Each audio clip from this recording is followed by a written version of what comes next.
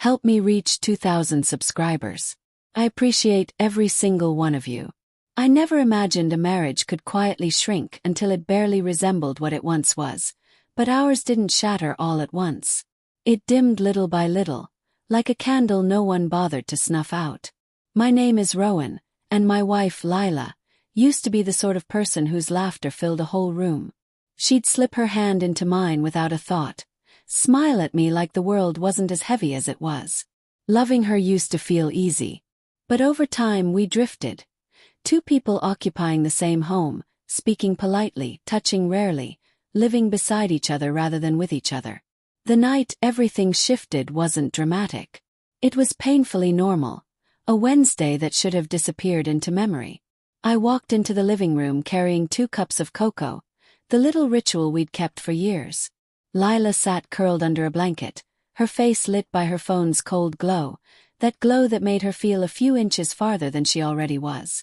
"I brought you one," I said. She didn't look up at first. Then she let out a tired breath, paused the show she wasn't really watching, and took the mug. No smile. No thank you. Just a sigh. I pretended it didn't sting. I was getting good at giving myself excuses on her behalf. We sat with a small, careful space between us. The silence used to be comfortable. Now it pressed against my ribs. After a moment, I reached for her hand, nothing dramatic. Just my fingers brushing hers the way couples do when they're missing each other but haven't said it yet. She pulled her hand back. Not harshly, just automatically, like touch was a habit she'd given up.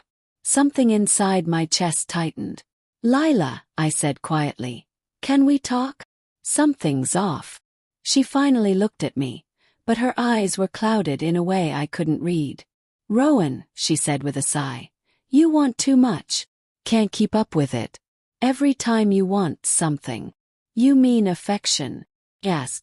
She rolled her eyes. "Closeness. Intimacy. It's too much pressure." That word, pressure, hit harder than I expected. I had always tried to be patient, gentle, considerate. But somehow, all the small efforts I'd made had been twisted into something burdensome. "What pressure?" "Yes." She gave another frustrated breath. "You expect it every week. Sometimes more. I don't want that. I don't need that.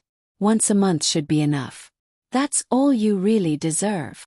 She didn't say it cruelly. That almost made it worse. It was flat, matter-of-fact, like announcing a bill I hadn't agreed to pay. "That's all you deserve." The words sunk in like stones. But I didn't shout. I didn't argue. Something inside me went still, like winter forming over a lake. "Once a month," I repeated softly. "All right." Then I looked directly at her. "But tell me something, Lila. How many times a month does he deserve?" The change in her face was instant. Whatever amusement she had vanished. Her lips parted, eyes widening, not from guilt but fear. What are you talking about?" I didn't raise my voice. I didn't mention the late-night showers, the guarded phone, the sudden fitness obsession, or the messages from someone saved as H. Lane that made her smile at midnight. I didn't list any of it. I simply asked again, calm as a still pond. "How many times does he deserve?" Her throat bobbed. Her hands shook, the tea rippling in her cup. "Rowan, there's no one else." I tilted my head. "Then why does the question scare you?" She looked like she might cry, confess, or escape. I wasn't sure which. For the first time in months, my head felt clear. Eventually she whispered, "You're twisting everything." "I didn't twist anything," I said gently. "If I only deserve once a month, why does another man feel like a threat?" She said nothing. Silence filled the room again. Thick, cold, honest. I set my mug on the table and stood. Her voice cracked. "Rowan, please sit. We can talk." "For months I tried," I said softly. "You didn't want talking, you wanted distance. Gave you that. But tonight I need the truth." Her shoulders sagged. She fiddled with her wedding ring, the way people do when they're holding on to something they've already let slip. "I'm just tired," she whispered. "Work's been overwhelming. I haven't felt like myself." Lila, I said quietly. Tired people don't hide their phones or laugh at messages that aren't from their spouse. Her breath caught, small, involuntary. Almost an admission. Almost. I'm not accusing you, I said. I'm telling you I'm done trying to guess where I stand. She closed her eyes, tears forming.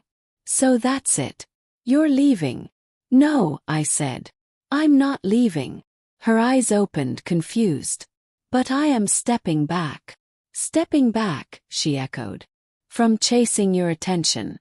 From begging for affection. From convincing you that I deserve more than scraps. From pretending this is normal.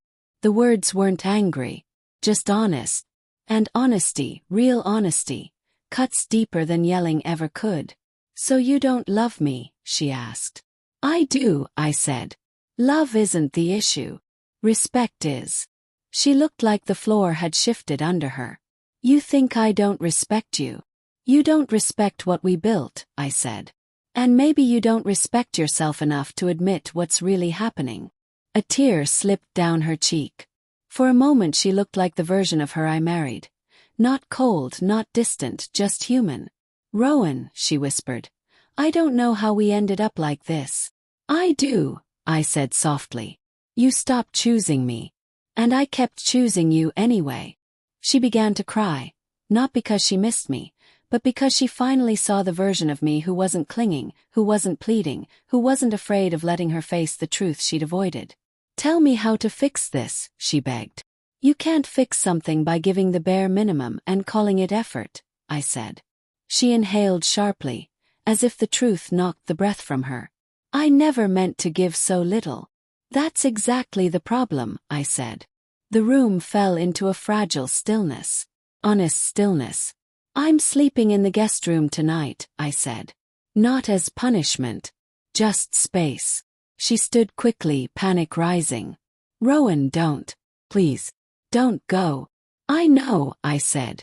But wanting me and choosing me aren't the same. And you haven't chosen me in a very long time.